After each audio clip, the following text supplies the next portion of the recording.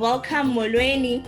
It's a beautiful Thursday afternoon here in Cape Town. If you're joining us from the rest of South Africa, hello, welcome. If you're joining us from across the seas, welcome. Thank you for joining us. It's in the afternoon here, so if it's morning for you, wherever you are, or if it's evening, welcome. Thank you for joining us. My name is Sumniki Wekanga. I am a part of the Youth Innovation Portfolio, and to be precise, I'm the Program Assistant for the Youth Innovation Portfolio at the Bertha Center for Social Innovation and Entrepreneurship. I work alongside my colleague, Nguluvuyo Maseko, who is the Program Manager, and this afternoon I'm stepping in to hold the reins for him. And what our work does in the youth portfolio is that our focus is on supporting young people in their transitioning from education to employment opportunities. And we do that through our programs, such as the one that we are currently busy with, that is called the Change Makers Program that we run at Philippi Village, which is right at the heart of Philippi, a community here in Cape Town.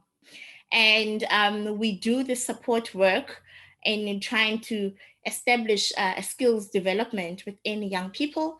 We also focus as part of our work on the Youth Pathways to Information event, which we've recently run at Philippi as well, where we invited organizations to come and present opportunities towards education or employment.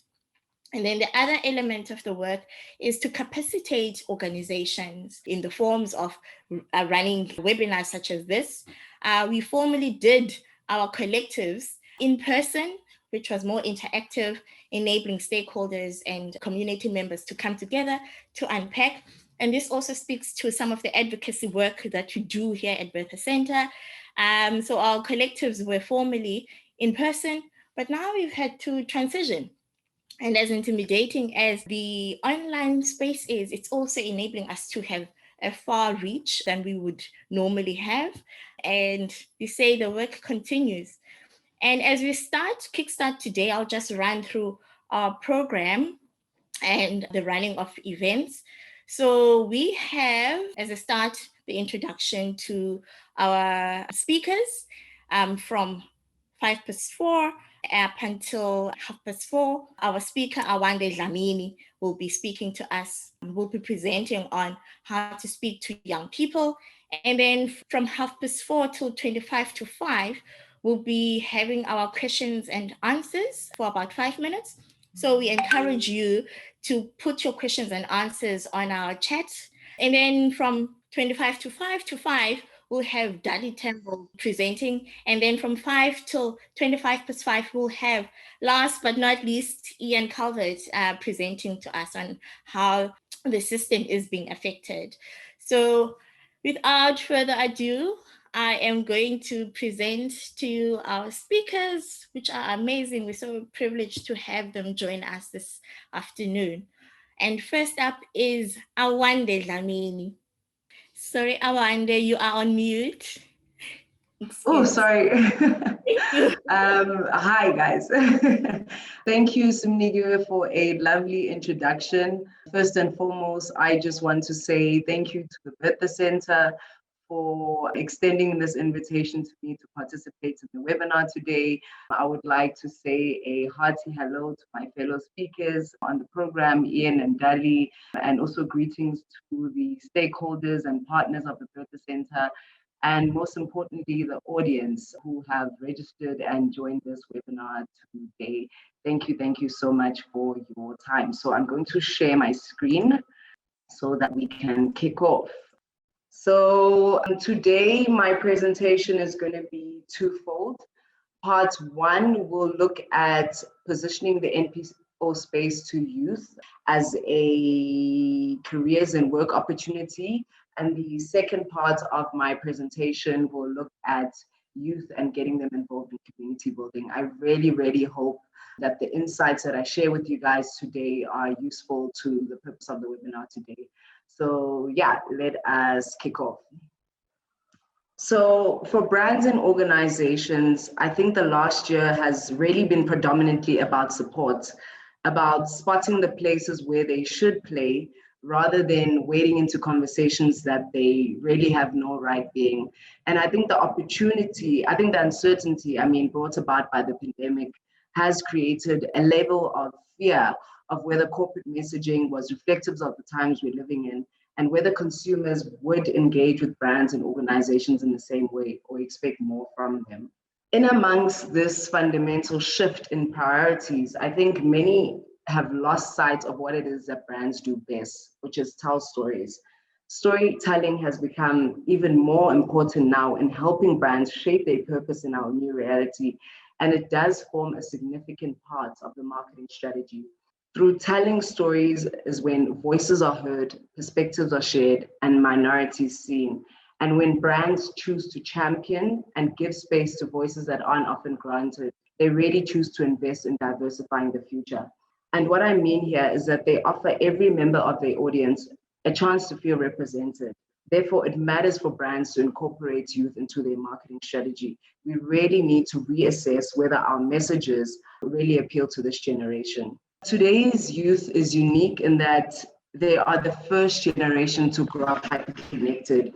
And as a result, they really do have distinct values, distinct attitudes, and distinct lifestyle habits. Due to their proficient internet usage, the youth is highly aware of what is happening in their own communities as well as a global scale. Their self-belief, pragmatism, optimism really does motivate this generation to work towards a better tomorrow. And they cannot achieve this alone. Youth really are turning to companies and influential figures to help them shape positive change. It's important for us to understand what shapes the youth of today. Firstly, definitely consumption and creativity. I think you will agree that youth are remarkably tech savvy, they're connected, and they're very much informed. They intuitively know how to connect and communicate with electronic media, which is truthfully a second language to generations that come before them. I don't think youth really do recall a time where smartphones and social media weren't a part of their upbringing. Secondly, belonging and community, very important. Youth value peer-to-peer marketing and peer-empowered acts and really do mobilize each other behind common causes. And as we've seen locally with Fees Must Fall, as well as from a global scale with Black Lives Matter. Career growth and personal finance. Financial stability is very important to youth and something they worry about quite often. Being able to sustain themselves and their lifestyle is a key priority. And with that comes the pressure of actually succeeding in all aspects of their life. A very important one is culture. Culture does include influence and self-preservation. And I think pop culture is a central force of influence from, movies, television, radio, cyberspace, advertising, social media. As much as it transcends age, gender, religion, and class, it is seen and felt most by the youth and has influenced various youth identities from fashion, hair, language, music. But whilst this generation lives a life that is completely dominated by pop culture and technology, they are very much a generation that is self-aware and really does have an appreciation for individualism. And lastly, trust. I don't think this is a new insight. Youth definitely have a decreased trust in institutions and they do demand transparency. And because of the youth of today is socially and politically progressive, they are a generation that is unusually willing to support their beliefs. Things like inclusivity and gender progression really do matter to them. And being able to trust institutions and hold them accountable to action is valuable to them. The youth is really enthusiastic to uniquely connect with brands who get it. I think NPOs play a huge role in helping the youth realize the greater inner power that they possess and using their skills to create an impact in their communities. And the outcome, therefore, for youth being a part of an NPO is the learning and developing themselves to become an active part of their society, especially if they can work with like-minded individuals who have the same goal in mind. And this is really a message for the youth themselves. Don't waste your talent. Talent doesn't only belong in conventional workplaces. Whether you decide to be in advertising or corporate, it's really important for you to enter into workspaces where they feel valued and can really live up to their true potential. I genuinely feel as if youth are driven by a passion for what they do and what really fulfills them. So, how do we engage youth? So, definitely be approachable and equally curious. This might be a personal opinion of mine, but NPOs are almost positioned on the periphery of the mainstream conversations. And I think it's about time that changes so that they do not lose their value and place in society. NPOs need to start thinking of themselves as brands so that they can create an army of brand advocates. There must be a clear selling approach or call to action for your target audience to buy into so that you're not speaking to yourself. And ease of access to information is key to educating and enticing youth to get involved. And being approachable really does require an investment in what you do and how that is communicated. I really think that messaging shouldn't be seasonal, but all year round. And if you are more curious of the world around you, you can plug into opportunities that will prolong your efforts. For example, partnerships. Partnerships with peer organizations or investors really do matter for NPOs to be sustainable. Be authentic. I know we're tired of hearing this word authenticity being thrown around lately, but it really has become very important. Level of brand loyalty are much lower than they used to be. So the youth decision making is not informed by the previous generation or whether brands or organizations have been around for a really long time. Youth definitely have much higher expectations for brands to align themselves to their individual expression and purpose.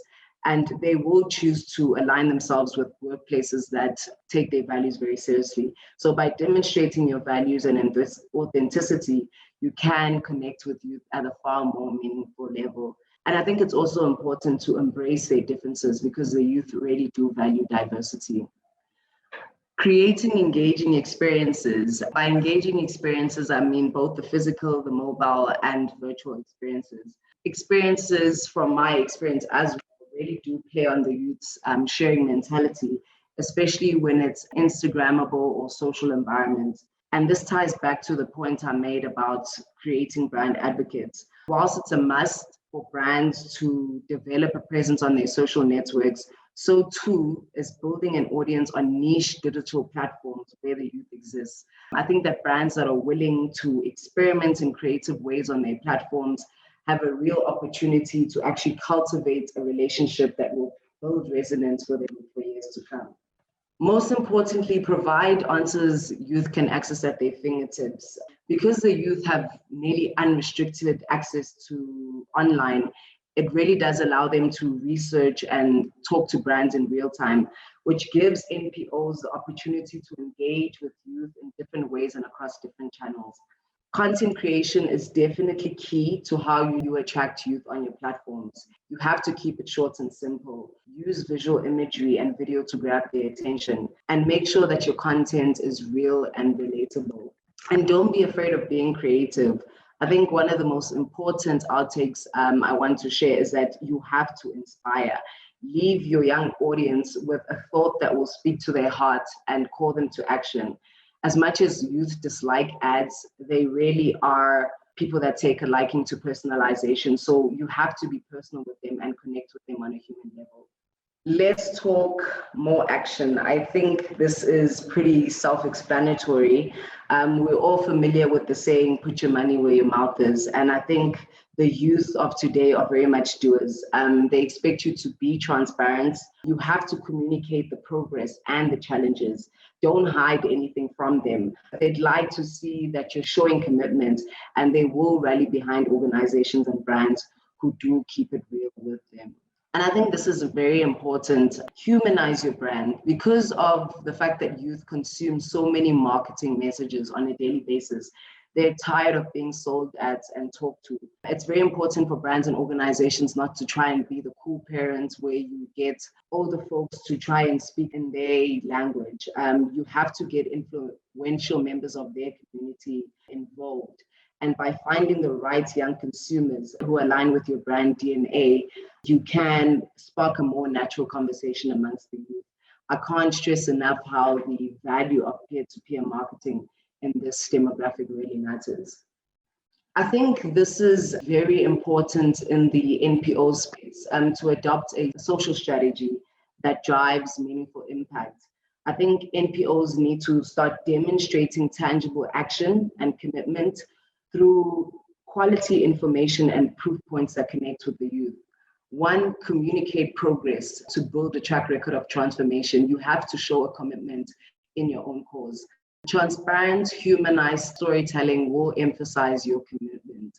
And thirdly, increase credibility through leaders who can convey a strong point of view or participate in dialogue who will inspire. I think it's very important for your organization to have a face that people can identify with and relate to, and for youth, maybe become an influential figure. My fourth point on partnerships is very important. Well-chosen collaborations fuel talkability and build credibility by association. For example, influencer strategy, which is one of the things that are driving youth's purchase decision and lifestyle trends. And lastly, use your brand platforms to drive action. I think the key takeaway from this slide for NPOs is that you are in the sustainability domain, and sustainability is a journey. You have to bring youth along for the ride through regular communication and engagements. And by reflecting sustainability as an authentic component of your company values and culture will be more compelling than putting together once-off campaigns. Disrupt or be disrupted. I think now's the time for the NPO space to be disruptive, to go against the norm. Times have really changed, and it's forcing brands to be more agile and to gain brand resonance within the market. NPOs need to take a business approach to meet their objectives, whether it's from a structure and operational point of view to the marketing strategy. There needs to be an investment behind building the brand in order to succeed. So at Ogilvy, we believe that it takes ideas at every level to grow your brand or your business. You have to have a healthy core, which is what makes you matter for years. What is your purpose? You know, it speaks to, it influences your shareholder value, your market share, your reputation index, and your sustainability as a business. You have to have a strong center, which is what keeps you mattering for years. For each quarter, and that influences, sales and profits and your short-term share price. And then having a dynamic surface is also very important. What are some of the things that keep you mattering right now? And that's how you engage people, how you grow your social currency, and the value of your promotional revenue. I would like to share more on this model. So if anyone is interested following the presentation, I can share more about this and how you can apply it to your brand. The second part of my presentation is on youth and community building. So according to Wonderman Thompson's Building a Better Normal report, 85% of youth believe that brands should be about something more than profit. Another 70% would rather do something that is meaningful than make a lot of money. And another 75% of youth believe that their generation will change the world. And from a statistics point of view, there's a very positive outlook on this demographic and their ambitions as change agents. They really are the generation that you want to work with and learn from. Youth are, I guess you can say, are constantly toying between the past and the present. Whilst they do recognize the past, they really don't want to repeat the mistakes of their older generations. The youth today are uniquely connected to their communities, and they are change initiators. And these are just some of the examples of youth that are creating an impact in their communities. Some of you may be familiar with Zulega Patel, who made local headlines when a video went viral protesting her high school's policy against natural hair. She continues to fight against racial discrimination and girl rights. Greta Thunberg is a Swedish environmental activist who is internationally known for challenging world leaders to take immediate action against climate change. And Sanele Kaba campaigns for the rights of others struggling with the stigma that still surrounds albinism in Africa. These change champions exist in our communities, and NPOs can use these culture figures for brand advocacy. The youth today are using their social media platforms as an outlet to initiate change. They want to be a part of change, and they're using their social media presence to speak up, to action, and to demand accountability. And as digital and social natives, youth have different expectations for brands. So brand devotees are eager to advocate for brands if they prove to be authentic, if they provide engagement and co-creation opportunities, and are very innovative. Brand connectors are more tolerant towards authenticity, but want their values and expressions to be considered individually. And then brand pragmatists care about the basics. They care about quality, value, and availability. The youth of today are growing up in a very tough period and a whole new environment altogether. I think their maturity, their passions, and their global awareness continue to drive them to pursue a better world. And as a first digitally native generation, they have been able to find and create like-minded communities. They have worked collectively to find solutions and really challenge the outdated status quo. And I think in conclusion, youth are demanding ethics, transparency, and a new set of values from brands and organizations. Do better has become at the heart of their mission, and believe brands should make people's lives better. They are motivated to be with you on the journey towards a better tomorrow, as it cannot be achieved alone. And everyone needs to get involved. I think youth really do admire organizations who offer them a sense of belonging. And by making them a part of relevant discussions and not talking down to them, they need to feel empowered and their opinions and ideas heard and considered. So as brands and organizations, you need to do better. And that is how you'll gain the youth's loyalty. Thank you. Thank you, Awanda. Wow, what a powerful kickstart. And also your timing skills are amazing. It's exactly 16:28. And we're opening up the floor for some questions. If you have any, the floor is open for you to post the questions that you may have. Any questions? And also, just to encourage you, if you are still taking in the information and reflecting, we'd also encourage you maybe towards the end of the session, if something comes up for you, and we'll then just lead into our next speaker. Also be mindful of time, because we really want you to get to experience everyone that we have as a speaker this afternoon. I see that there is here's a question for you, Awande. It's asked here, do you think the youth look to local or global brands to define themselves? That's a very good question. I don't think youth have a preference of whether you're global or local. I think as long as you align to their values, who they are as individuals and how they're trying to express themselves to the world, I think there is an opportunity for you to engage them, whether you are local or international. And I want to say that I feel as if everything is in sharp focus right now, both locally and from an international context.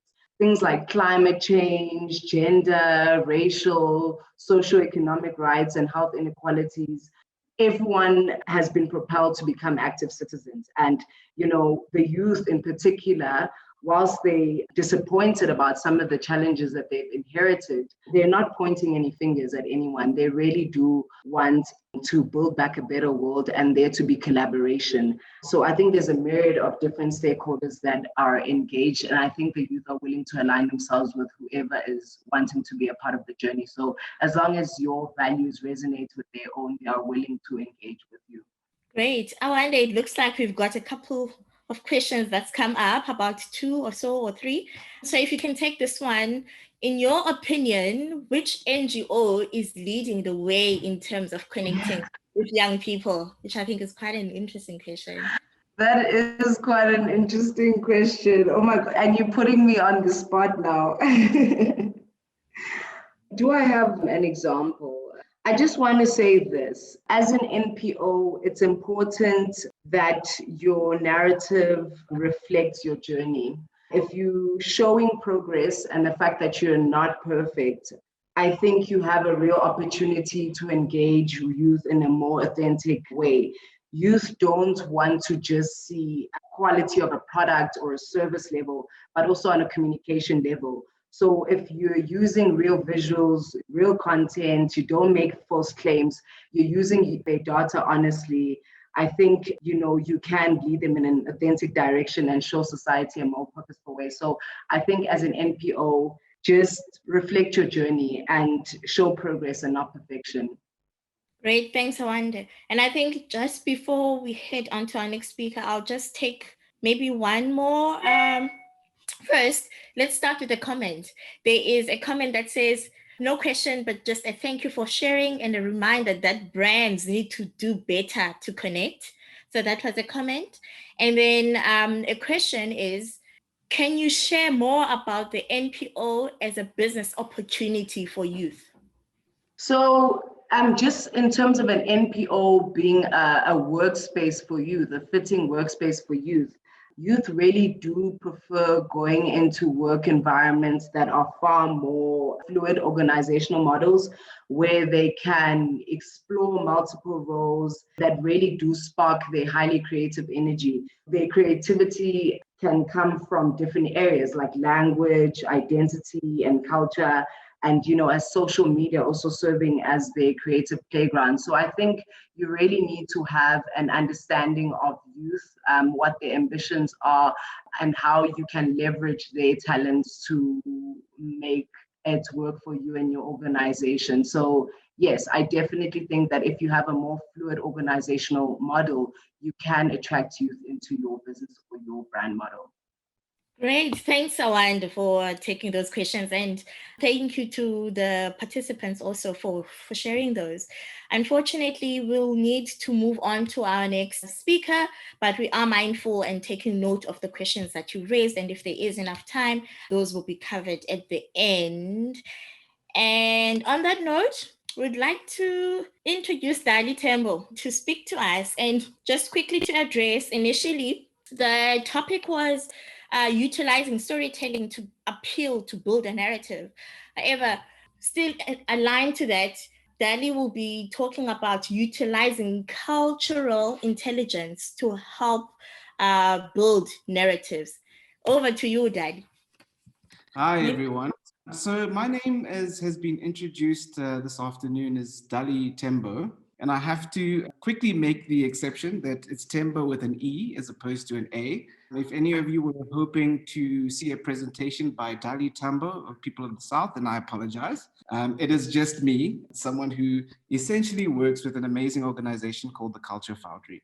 So one of the things that I'm really happy about is the opportunity to talk to the audience about some of the things that we've been doing, particularly when it comes to building a narrative around what NPOs, businesses alike should focus on based on how consumers are changing today, and also what's becoming very, very important for us when we're selling our businesses to parties outside. As I already mentioned, I'm not Dali Tambo, but I have gotten a little bit of research experience in the last 16 years. Some of it I'm very proud to say has been with Ian, who's going to be talking after this afternoon as well.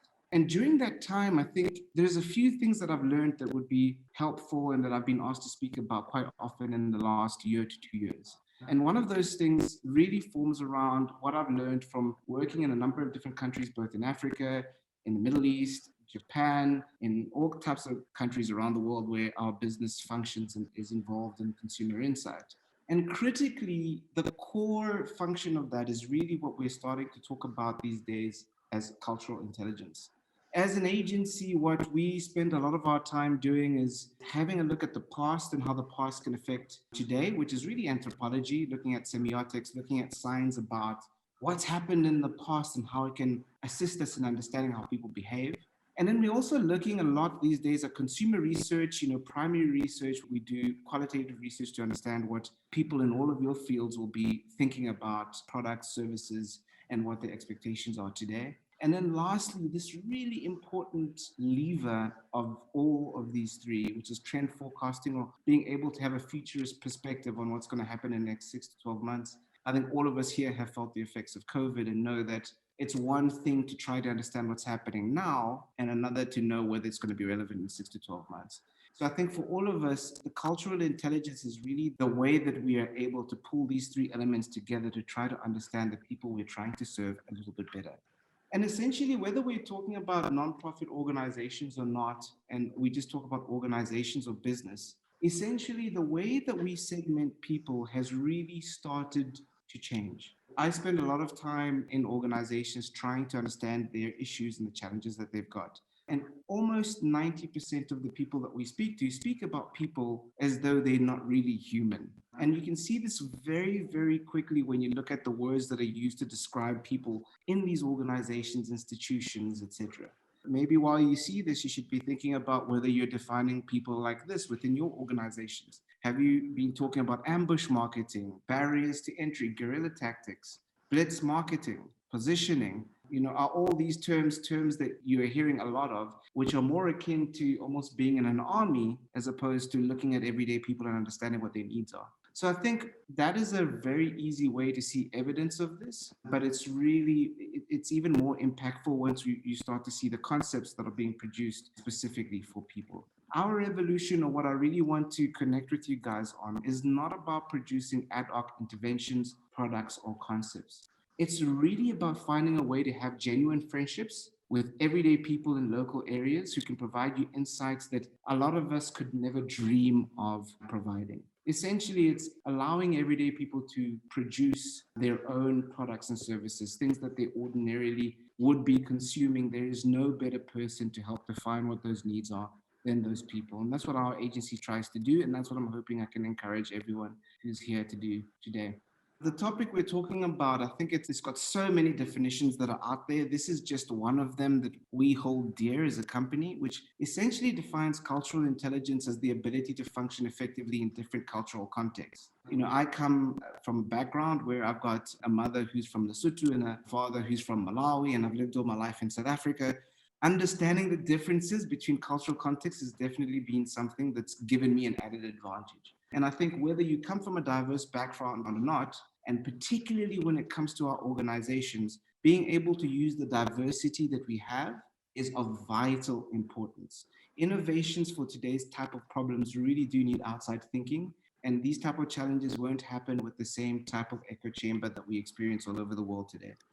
I've got a small video here that I would love to play you. It's really just my way of not speaking for too long. But I think that the bigger thing here is it's an example of, one, the work that we do, but two, how you can use cultural intelligence to assist us to formulate products and services that make more sense to the people who are using them. So it's a 1-minute video. I'm going to play it quickly, and then I'm going to carry on with the presentation.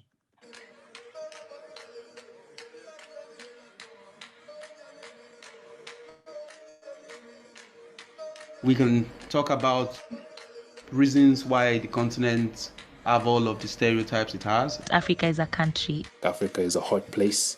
Africa needs help. Africa is always late. This cooked narrative of density and bad governance and jungle living, that's not the perspective I love about my continent. The perspective I love and I cherish the most is that despite the challenges, despite the stereotypes, despite the whole sense of mystery and exclusion, the continent thrives regardless, Being African means not identifying with your struggle, leapfrogging over it, finding a new way. Back in the day, people would sit behind a desk and wait for instructions from the thought leaders who are back in the West.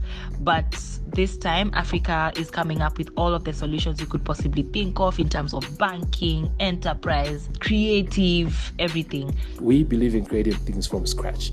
Africans are some of the best self-taught engineers in the world. The internet for Africans is an equalizer. Africa is more than just African prints. We're modernizing our traditions. These traditions have somehow resurfaced into international fashion industry so properly. I'm talking about energy, I'm talking about bursting colors, I'm talking about different veneers of beauty. And that's what I love about my continent. Because truly beautiful things do not ask to be seen. Africa, my Africa. What does it mean to be African? What makes this place tick? Is it the sound? Is it the culture? Is it the young and vibrant youth? It has its own rules, and its rules have not been understood. There's all of these avenues that can be explored. And that is exactly why brands should cooperate, co-create, and build with Africans. Because the rise of Africa is now.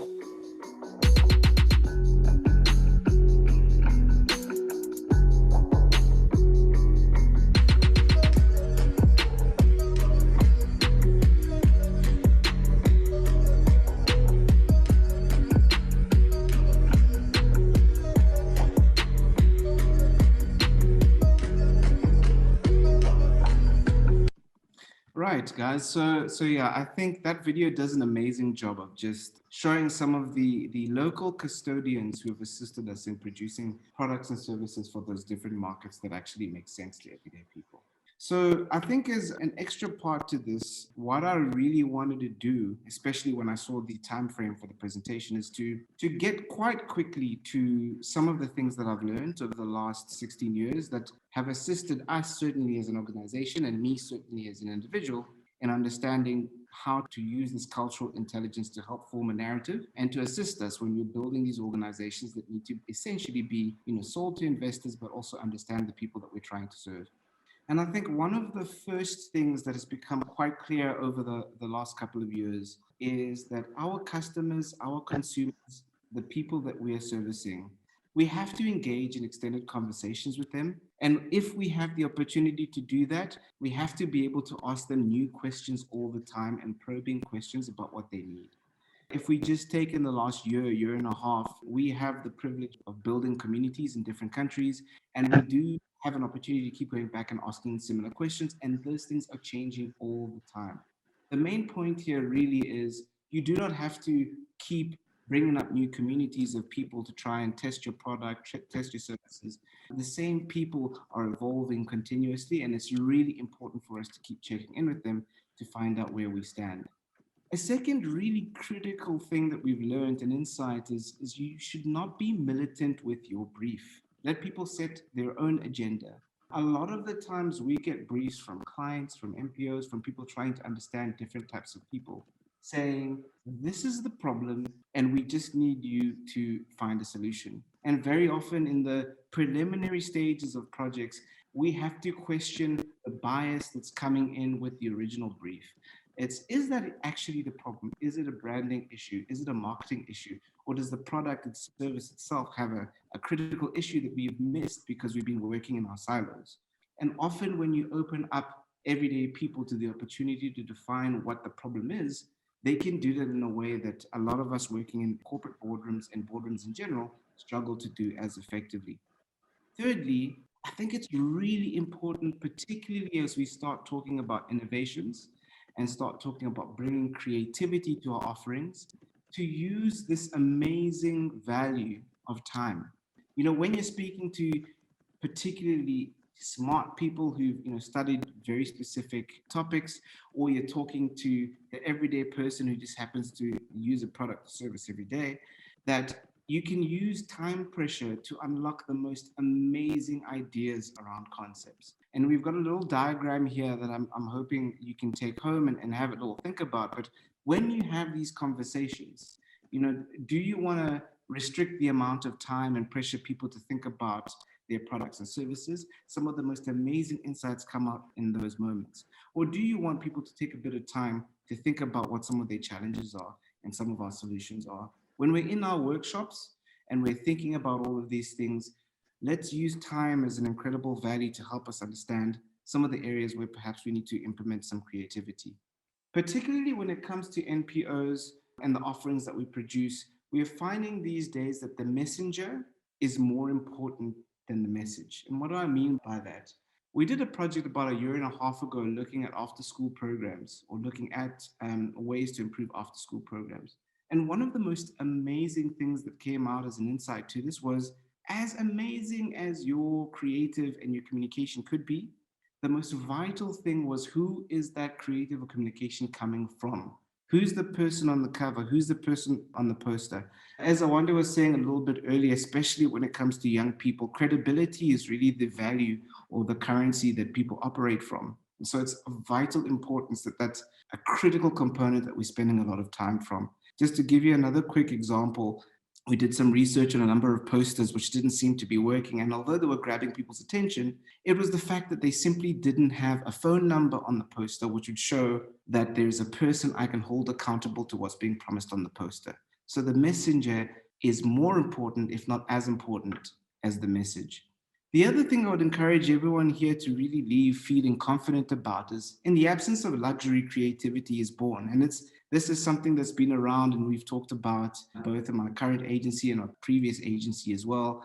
We're slowly, particularly as South Africans and then as Africans, losing the inferiority complex that used to lead to us feeling as though we can't design the kind of products and services that we need. I think as time has gone around, we've realized that our particular set of circumstances can produce world-beating ideas and concepts and products and services. And so we need to encourage people, everyday people, to help us to build the kind of products and services that we want to build.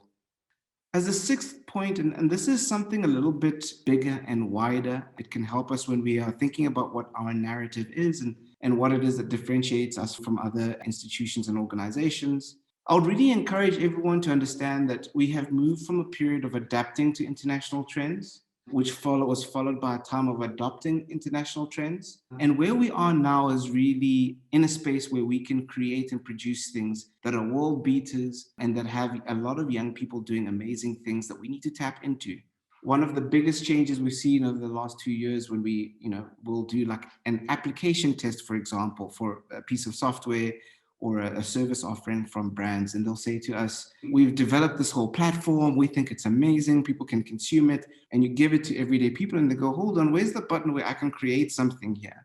So the expectation to create and be creators for everyday people is just as important as it is consumers.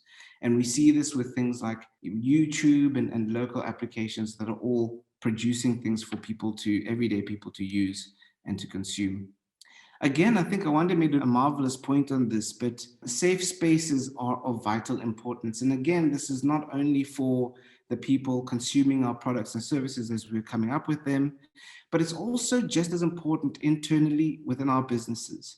As I mentioned a little bit earlier, that diversity is so important when it comes to making sure that we're representing everyone who we want to service, but it's also just important to create those kind of spaces internally. Have you made specific room for intersectionality, for different type of belief systems? Does everyone from the person at the bottom of the organization to the person at the top of the organization have the ability to provide some insight and to assist us with the goals of our institutions? We're also living in a very interesting time in terms of polarization. Everyone here knows, there's 3 sides to the story. There's my version of the story, there's your version of story, and somewhere in the midst is kind of the truth. And we need to make room for that. We're working, especially when it comes to young people, in a very dynamic ecosystem. And that ecosystem means that we have to be able to not only respect different opinions, but find spaces and places where those opinions can kind of work together to collaborate to produce something even better. And before I go, I would love to share just one extra video. I see we've got about 6 minutes, so I think this should do at about 2 or 3 minutes before we open up for a couple of questions. The critical thing with this video that I'd love you to think about as you watch it is how a small agency that's essentially working here in South Africa is able to do work for some of the biggest organizations in the world. This was work that we did in Japan. And it's because of our efficacy in understanding cultural intelligence and the ability to go anywhere around the world to do exactly the same thing. So this is the video that I would like to leave you with. Please enjoy.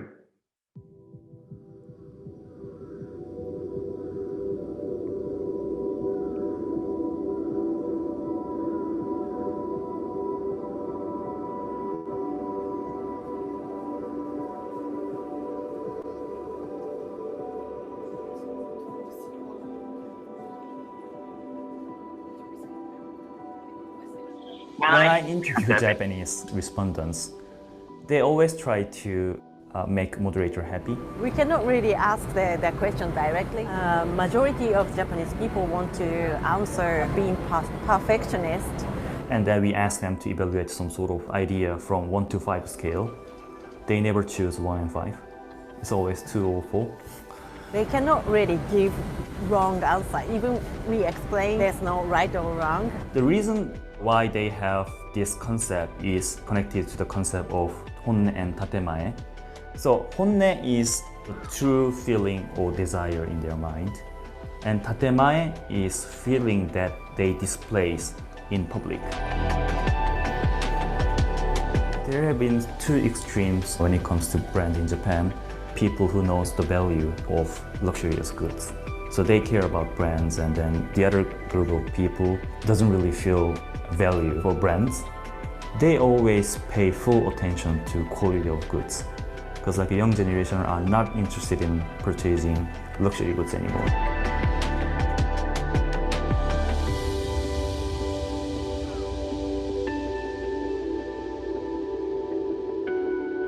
When I talk to Japanese youngsters here and then ask them about what do you think about culture, what is the meaning of future to you, it's all about anxiety. The generation in their 50s and 60s, they are seen kind of the generation who actually pioneered the Japanese economy and who reconstructed the Japanese society after the Second World War. But compared to that generation, 20s and 30s are still very, very young. Today's millennial and Gen Z, they are in a position who needs to follow and respect.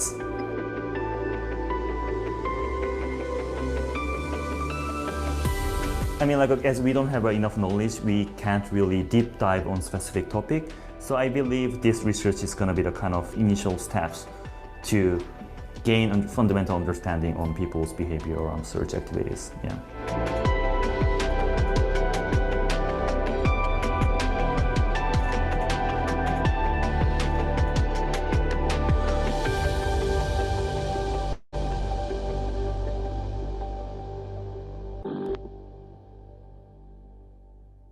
And that is it, guys. I think the last point there that I just wanted to make again is, although it's a Japanese example, the point was to say, once you've started doing work in our continent, understanding people on our continent, and understanding the cultural diversity that we have on our continent, you know, going to a place like Japan with one or two homogenous cultures is really a breeze. And I think if we can do that, then I can definitely encourage the rest of you to do a very similar thing as well in understanding cultural intelligence. Thank you. Thank you, Daily. Thank you for that also equally powerful presentation. Just a moment of reflection before heading to our question on the chat is that there's an alignment what I picked up from both you and Awande, that the youth are using technology, and in a world that we're in today, a world of influences, and also take into consideration what you mentioned around the everyday people. Those are some of the things that I think we need to take into consideration, that the narrative for the everyday people is coming through. And on that note, there is a question on our chat box. This is a question from Zolisa Mahao or Marao. Please do pardon if I pronounce the surname wrong. It says, I'm a bit conflicted about who is represented as youth in both presentations. There seems to be a representation of the Insta, Twitter, middle-class youth. I'm also not sure whether we want to reach whatever youth to support our causes or to become beneficiaries of whatever we'll be doing. So it's quite unclear in that sense. If you're able to take that question. Sure, that's a multi-factor question. I'm not sure that I'll be able to address it in the short period of time that we have. What I can say is, obviously, we needed to do a 20-minute presentation. And so what we're really trying to do is perhaps project some light as to some of the changes that we're seeing amongst young people, and to give a direction as to where things are going, as opposed to looking at the total quantified amount of the population and what people are thinking. I think it's really important, though, that, you know, in a lot of our work, the reason why people ask us to do these type of projects is because the way that the youth behave, their thoughts and beliefs, and also what they have access to is changing. Even when you look at the lower income segments, if we can call it that, or people who you don't necessarily believe might have access to the internet as much or whatever else it is.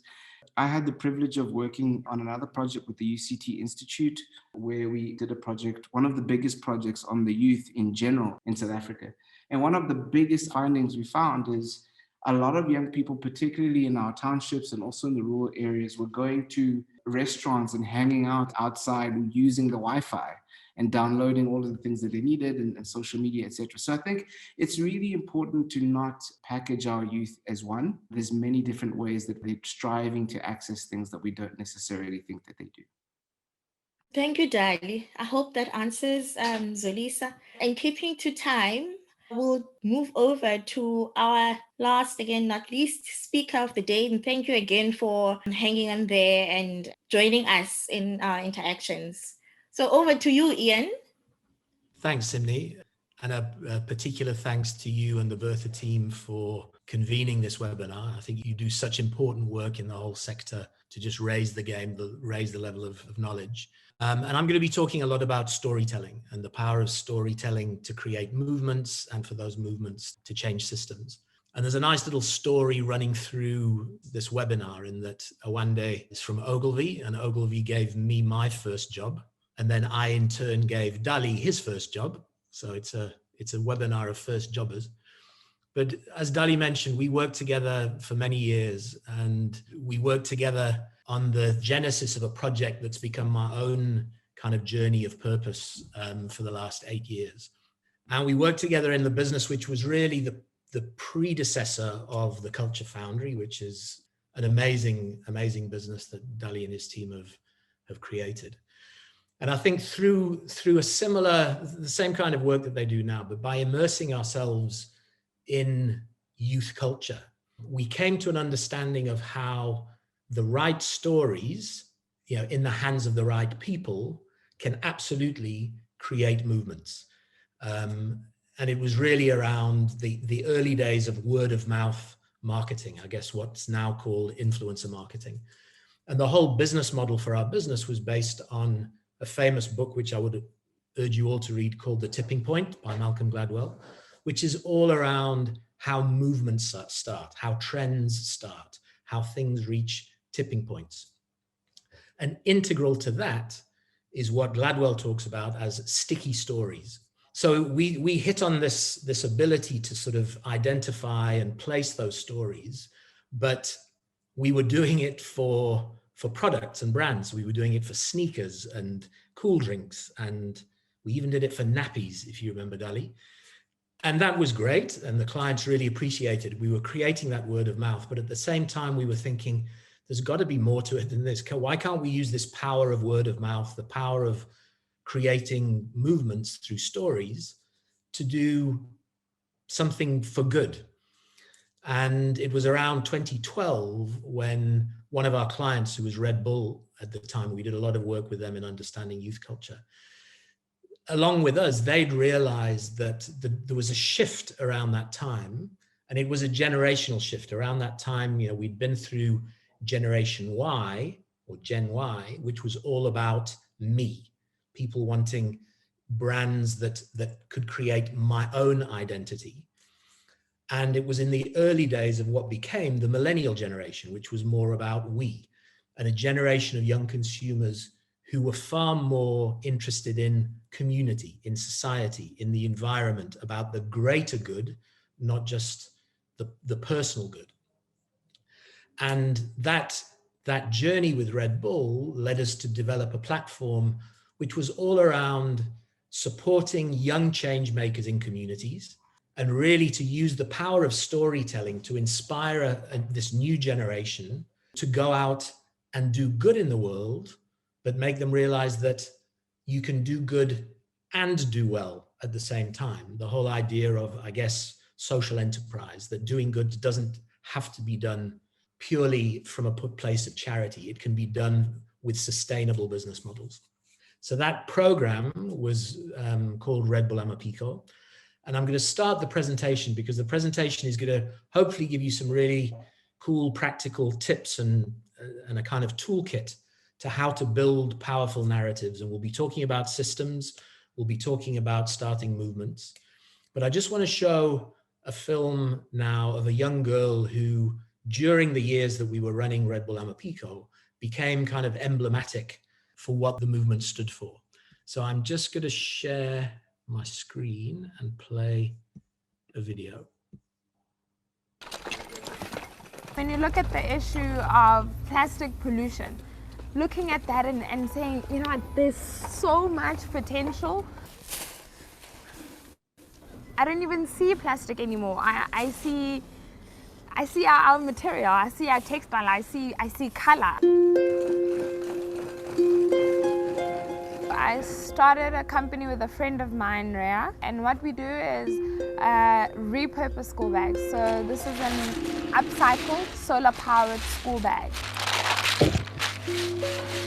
Being able to recognize the value in this could actually be something that could help so many kids out there, you know, that could create so many jobs, and then say, I'm actually going to pick it up and hopefully make something worthwhile and meaningful. Yes, I'm very business-minded, but I have so much empathy for people and how business can actually be in that space, and profit not being a driver but coming as a consequence of actually doing good in the community. The bag is made from 20 plastic bags that we upcycle and turn into a purpose textile. And then we take that and we sew it up into a neat, durable backpack. On each bag, we've got a reflective material, and then we've got the solar panel. While a child is walking to school, the solar panel is charging, and when a child gets back home, you can simply take it out, put it on the dryer, and then they can use it as a light to study. Looking at what we've managed to accomplish with pretty much no marketing budget, you know, and reach the likes of Bill Gates and not having to pay him to tweet about us, but doing that through work that matters, I think that is huge. For someone such as Bill Gates to recognize us firstly as creative was huge. It validated that as a creative, you don't need maths or to be a scientist to make an impact in the world. Amaphiko is the Zulu word for wings. As a social entrepreneur, once you decide to go on this journey, you need to be able to jump and know that you have wings and you will actually not fall, but you will fly. Amaphiko presents an opportunity for young people to belong to a community where you feel like I'm not alone in this, you know, that I'm part of a group of people that think differently about what could happen in this country and this continent. We've managed to pretty much employ 8 people out of waste.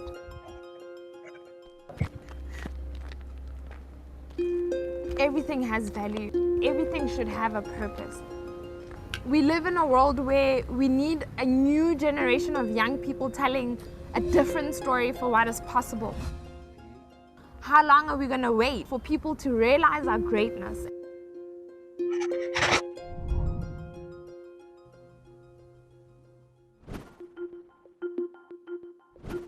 So that was in the very early days of Red Bull Amaphiko. And Red Bull Amaphiko, like everything else, that same movement, we're now continuing sort of independent of Red Bull as a platform called Further. And what we're going to be talking about now is really, as I mentioned, storytelling for systems change. Sharing some tools and techniques that you can use as social organizations, so whether you're NGOs, whether you're social enterprises, some techniques for telling stories that can inspire movements of change and that can unite and rally people around systemic problems. So there's a number of different factors here. And the thing with systems, as we're going to touch on just now, is that to change systems seems such a daunting exercise. But ultimately, the power of storytelling can make individual people, individual organizations really believe they can make a change, even though that system seems daunting. And to start with, I'm just going to touch on this sort of sometimes problematic definition of what is a system. And excuse me if I get a little bit academic here, but this is the Bertha Center after all, a place of academic learning. But sometimes with systems, when we're trying to attack a system, and if you think, you know, you're looking at this intimidating mountain that you have to climb, And for the purposes of this example, let's imagine that this is the food system or the food security system, or rather in South Africa's case, the food insecurity system. Now, you as an NGO who might be playing in that space, or an individual, what you see and you try and address, often what you're seeing are really the symptoms of that system rather than the root causes of the system. And with every good intention and with a lot of localized impact, if you think of the food scheme, there are a lot of amazing NGOs who do work in running feeding programs, in soup kitchens, in really getting, and particularly during COVID, getting food into the hands of people who need it. But ultimately, what we're doing is putting Band-Aids on the symptoms rather than fundamentally looking at systems change. Because underneath that problem is really the root cause of that. So often what we see on the surface is the symptom and not the root cause. And quickly, just a way we help our entrepreneurs understand what is a system versus, or really to understand the system. This is a framework that Ashoka used, and it's basically the 5 R's. And very quickly, you start with resources, which are the things that go into the system, and you end up with results, which are the things that come out of the system.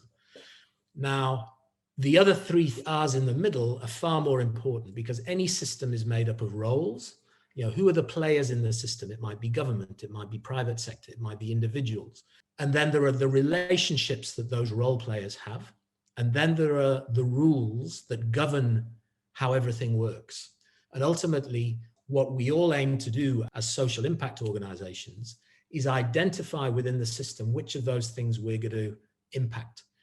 And we've got to realize, particularly if you take a system like the food system, as multifaceted as it is, we can't be so arrogant that we can think we can solve the whole system on our own. But if we tell the right story, if we rally people around the systemic problem and help people understand everybody's individual role in addressing that system, then maybe together we can change that system. So ultimately, what it's about, and if you'll pardon another natural analogy, is a whole series of butterfly effects. Now, the butterfly effects, you'll probably know, it's the theory that something small can happen in one place and lead to something massive in another place. And really, so like a butterfly's wings, if something is triggered and then it's amplified and multiplied, then it can have a much bigger impact than we would ever dream possible. And that is the power of stories and storytelling, that the right story told at the right time by the right person can really create a movement that drives systemic change. So let's have a look at quite a famous butterfly. And I'm sure a lot of you will know who this amazing woman is on the right-hand side. So this is Rosa Parks, who on the 5th of December in 1955 took a seat on a bus. And this was a small, in some ways, a small and insignificant action. But what it triggered, as you probably know, was a huge issue around equal rights and civil rights in the US South. What happened as a result of this was in Montgomery, Alabama. And as the immediate consequence of this, an organization called, the Montgomery Improvement Association was formed, which led a series of bus boycotts. And one of the organizers of the Montgomery Improvement Association was this gentleman, Martin Luther King. And as we know, he told one of the most famous stories the world has ever heard, which led to a movement starting. And so he led the walk across the bridge in Selma, which ultimately became the civil rights movement. Now, when Martin Luther King decided to tell his story, he didn't say, I have a 6-point plan, or I have a strategic framework for change. He said, I have a dream. Because he realized that storytelling, particularly in the world of social impact, is far more about tapping into human emotions than it is about numbers. And yes, numbers are important. We're going to come to that. But we're not appealing to the rational brain when we tell stories. The most powerful stories are when we speak to a different part of the brain. And you've probably all seen Simon Sinek's talk about Start With Why, because when you get down to the fundamental purpose of your organization, the fundament, not what you do or how you do it, but why you do it, why this system that you're trying to attack is so important to you, that appeals to us as human beings far beyond the sort of rational neocortex, but it goes into the limbic brain. So we've done a little bit of academic theory on systems. Now we're into neuroscience, so we're rocking here. When we speak, the most powerful stories speak to us as human beings, whether we are politicians, policymakers, funders, whatever. Ultimately, we're all human beings. When we're told stories in the most powerful way, that triggers neuroscientific response. And I'm not sure if you're familiar with oxytocin, which is a human hormone. It's commonly known as the love drug. And it's the drug that is triggered in us. So it's like serotonin. It's a neurochemical. So it's like serotonin, norepinephrine. But oxytocin is responsible for our feelings of connection, of human connection, of empathy, of wanting to help people. A really interesting experiment was done at Harvard University where they got two presenters to tell a story to an audience. The first presenter presented that story using PowerPoint slides and statistics and figures and all the things that we're taught about how to present information and data, whilst the second presenter told a human narrative with characters and a plot and suspense. And after each story, scientists took blood from the audience, took a blood sample and measured the levels of oxytocin in the blood. And the oxytocin levels were off the charts in the people who were exposed to a human story. And it's been scientifically documented now that by developing those human emotional stories, they are far more powerful, not just in, as I say, creating movements, but in unlocking funding, unlocking potential in organizations. So if you're an NPO or a social enterprise, you better know what characters you need to use, what triggers you need to use to unlock that response. And what I'm going to use now, so we're going to get into some fun practical aspects now. And if I say to you those words that are on the screen now, in a world where, if I say them like that, they're just words. But if I go, in a world where, then you know we're talking about a movie trailer. And what I'm going to be doing now for the next 10 minutes is giving you some really interesting tools and frameworks as to how to construct a narrative that can build movements using some of the best knowledge that Hollywood has to offer. And some of the highest paid people in Hollywood are not the big film directors, but they're the people who take the 2-hour movie and turn it into a 2-minute movie trailer. And usually a movie trailer will follow this structure. So it will set the scene. So in a world where this problem exists, it outlines the threat. Our world is in mortal danger unless something happens. It then introduces the hero. Only this hero or only this team of people can solve the problem, but can they do it in time? And often in the workshops which we run with our social entrepreneurs, this is an exercise we get them to do. And it's an amazingly powerful one. So again, either screen grab this or you can see it in the slides that we send you. Try writing a movie trailer for your organization and imagine how you would present that either to your funders or to your beneficiaries or your stakeholders. Okay, so that's tool number one. Okay, Nemo, and we're going to come back to Nemo later, but these are some characters and they all have something in common. So you've got Nemo, Rocky, Mulan, the much better version of Mulan. That's the original cartoon one's much better than the live action one. Wonder Woman, Luke Skywalker, Black Panther. So these are all famous movie characters, and you think, well, these are all very different films, but actually they're exactly the same story, and they're exactly the same story as some other non-movie heroes, people like Gandhi, people like Madiba, people like Martin Luther King. And there's a framework that is used for their stories and the stories that they represent, which again is a really powerful tool. And we don't have time for me to go through this in detail, but it's called the hero's journey. And this was developed by an anthropologist and a writer called Joseph Campbell, who looked at the great stories throughout the world's history. So from the Bible, from the Quran, from the great stories that we've told to each other for generations. And all the great stories follow a similar course. And again, this is, if you have a look at this and imagine those movies. So think of Rocky and the journey he goes on. Think of Black Panther and the journey that he goes on. think of Mulan and the journey she goes on, but equally think of Madiba, think of Gandhi, and then try and imagine how you as an organization might tell your story using this framework as well. Now, a really important point here is we're talking a lot about heroes, and there's a danger in the world of social impact of talking about heroes, that we create these heropreneurs who believe they can solve everything. As I said up front, systems can only be tackled by lots of people attacking different points of the system. So this cannot be an ego-driven hero, but it's got to be somebody who takes on a sense of responsibility and tells their story to the world. So now we get into our friend Nemo again. And Nemo is one of the characters developed by Pixar.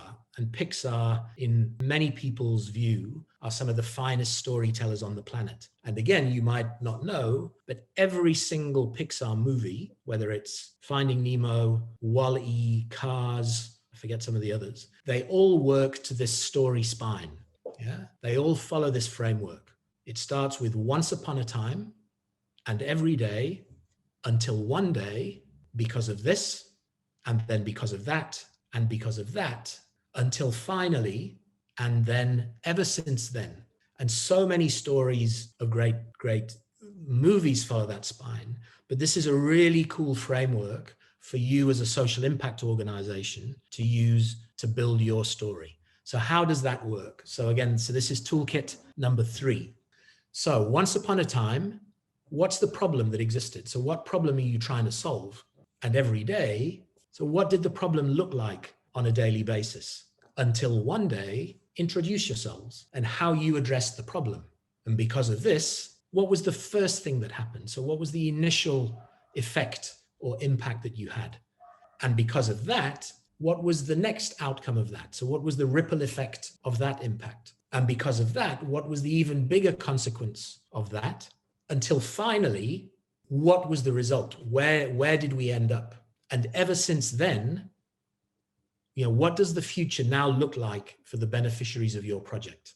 Okay, now, obviously this is told from the present looking back. So it's as though you've done it, you've achieved everything, and you're telling this story of once upon a time. But this is a really powerful framework for you to use looking into the future. So what is the future narrative that you want to tell for your organization? So what problem exists? What does the problem currently look like on a daily basis? How are you addressing the problem? And what do you think your first effect will be? What do you think your next effect will be? What do you think the effect after that? And ultimately, what is your goal? What is the goal for the beneficiaries of your project? This will be in the deck. It's a really useful framework as to how to build a story that ultimately will inspire people to rally behind you. So hopefully it'll help you create movements in the systems you're wanting to tackle. Now, finally, because I don't want to be the only one who runs over time, I mentioned earlier, this is all great and hopefully it's valuable to you, and it's about telling emotive stories that move people. But ultimately, sometimes as NGOs, as social enterprises, we have to share the numbers. We've got to tell the numbers. But that doesn't mean we have to do it in a boring way. You need to tell your impact. You need to be clear on what your theory of change is. And I want to close with, because ourselves as further, we're a social impact organization and we have to tell our story. And how do we tell that story with some fairly factual numbers in it? So I want to now present you a final video and then we can go into the Q&A.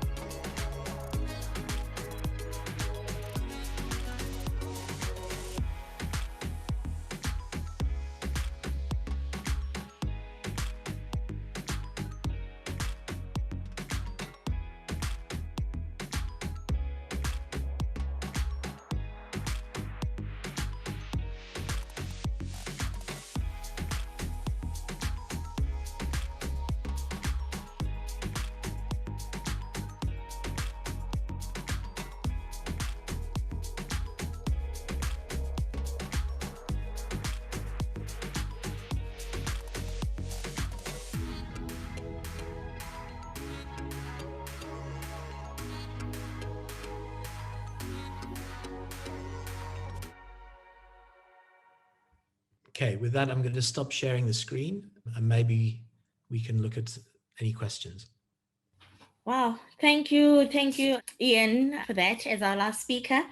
Thank you to our attendees, because I still see we still retained. Just to say thank you to you, the speakers that we had this afternoon. Thank you for inviting us into your homes as well, those that attended and those who are attending for the first time. Thank you. I'd also like to say, in the spirit of sharing a story, our story at Bertha Center is that we research for action, we educate for impact, we convene for results, and we catalyze for change. And this was an opportunity for us to do that. And also, if you'd like to get to know more about our work, to visit our website as well as our email address at berthacenter@gsb.uct.ac.za. I see there are some comments on the chat saying brilliant session, thank you. Great ideas, thank you. Lots of food for thought. And if there's any final comments from you judges, you're welcome to share. Ian, any final thoughts? I think hopefully the three presentations together give a good understanding of the context of the audience that you're speaking to, because the focus is on marketing to youth, either as beneficiaries or as potential employees or whatever. So understanding that mindset, and then hopefully a little bit about how to engage them, how to tell stories that matter and the stories that start movements. So well done to you guys for curating the program. Thank you, Ian. Any final words, Daddy? Yeah, I just want to say thank you again. I think this has been an amazing opportunity for us to put together a couple of minds in very different fields as well, because I think the audience got to hear from quite a few different perspectives, which I think is always helpful. So yeah, no, really just to say thank you. And also that if anyone wants to hear a little bit more about our perspective, then I'm also more than willing to be around and to connect and to chat. Great, thank you, Daddy. And again, last but not least, Awande, the lady who kickstarted. Thank you so much to the Bertha Center for putting together this program. Thank you to everyone who's joined us today. It was a really, really great discussion. I like how our presentations actually built onto each other.